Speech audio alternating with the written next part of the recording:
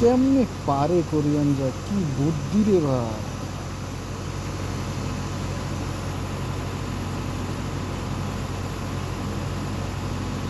দেখেন, দেখলে সেই মজা হবে।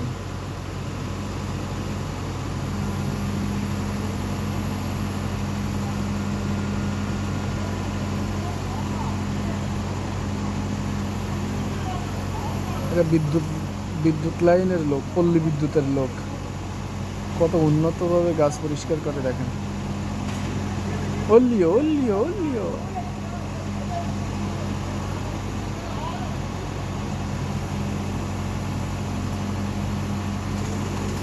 হুম।